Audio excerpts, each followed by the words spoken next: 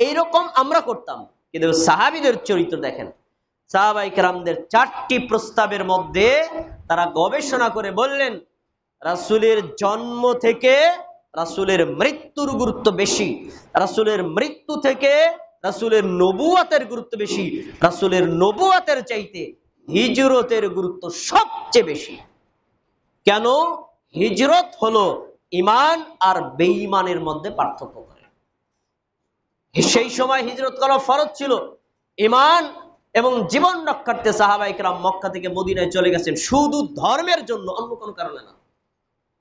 এজন্য সাহাবায়ে কেরাম বললেন না, এই 4টির মধ্যে 3 নম্বর প্রস্তাব গৃহীত, বাকি 3টা প্রত্যাখ্যাত। রাসূলের হিজরতের সন থেকেই হিজরি বর্ষ শুরু করা হবে। আচ্ছা, এবার আসুন কোন মাসকে এই হিজরি বর্ষের প্রথম মাস হিসেবে গণনা করা হবে। সেখানে সাহাবীদের উপস্থিতির মধ্যে 3টি প্রস্তাব এসেছে। প্রথম প্রস্তাব, রবিউল আউয়াল মাসকে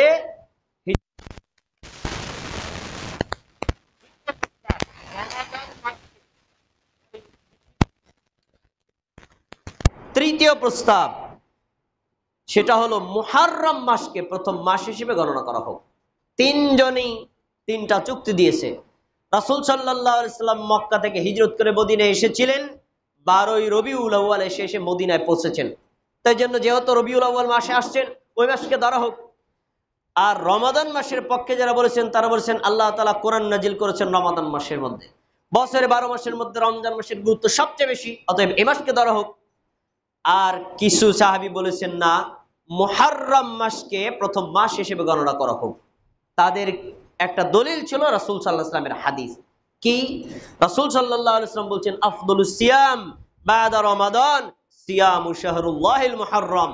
শোনো, রমজান মাসে রোজা হলো ফরজ, এই ফরজ রোজার পরে যত নফল রোজা আছে তার ভিতরে আল্লাহর মাস মুহররমের রোজা আল্লাহর কাছে বেশি।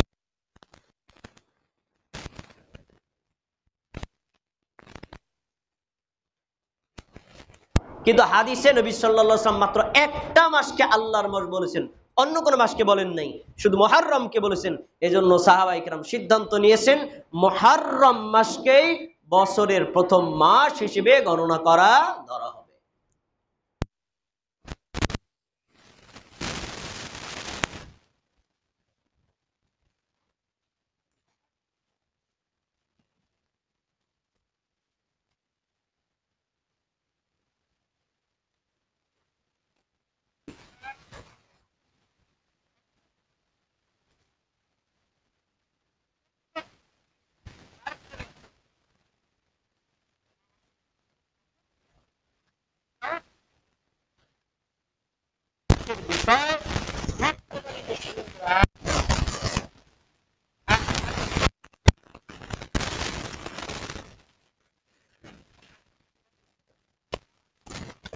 কত টাইম তা বলতে পারে, কিন্তু আমরা মুসলিম কোন সন তা জানি না। অথচ মুসলিমদের যাবতীয় যত আমল আছে সবই হিজরি বর্ষে।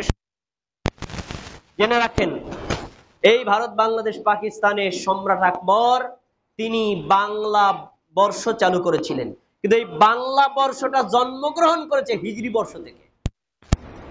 পার্থক্য এতটুকু, এই বাংলা বর্ষ ইংরেজি বর্ষ এটা চলে সৌরের সাথে, আর হিজরি বর্ষটা চলে হলো চাঁদের সাথে।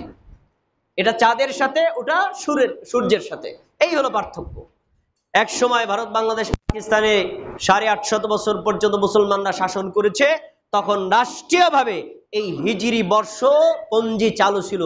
পরে যখন এই আমেরিকান ব্রিটিশরা মানে ইংল্যান্ডের ব্রিটিশরা যখন ক্ষমতায় আসে তখন তারা ইংরেজি বর্ষকে চালু করে।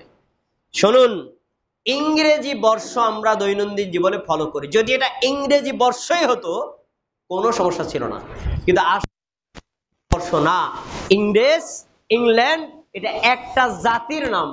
আমরা একটা জাতির একটা বিষয়কে ফলো করতে পারি, কিন্তু জেনে রাখেন এটা আসলে একটা ধর্মীয় ক্যালেন্ডার।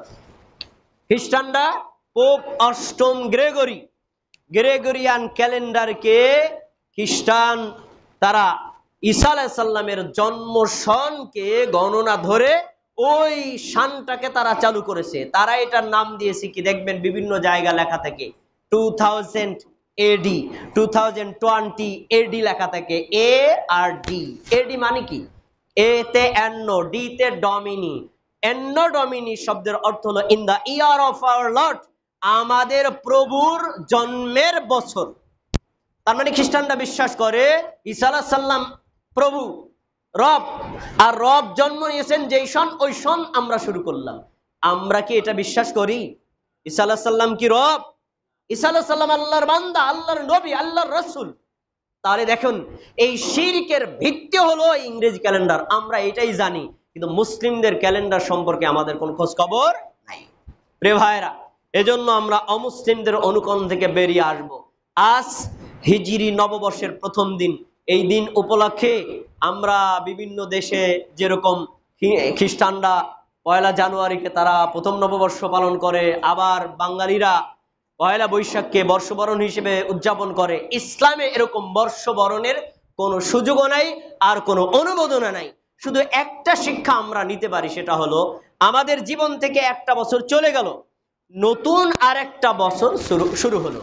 আমরা গত বছরে কি করেছি নিজেই জানি। আল্লাহর কাছে নিজেকে পাপের জন্য ক্ষমা চাওয়া, পাপের দিয়ে দেওয়া। ভবিষ্যৎ এই বছরটাকে যেন আমরা আল্লাহর আনুগত্যের মাধ্যমে অতিবাহিত করতে পারি, আল্লাহর বিধানগুলো মেনে চলতে পারি। এই বর্ষবরণ উপলক্ষে যত ধরনের কিছু করা হয়, সেটা ইংরেজি বর্ষ হোক, বাংলা বর্ষ হোক, অথবা হিজরি বর্ষ হোক, ইসলামী শরীয়তে এগুলো বেদাত এবং হারাম। আমরা এগুলো থেকে বিরত থাকবো ইনশাআল্লাহ। প্রিয় ভাইয়েরা,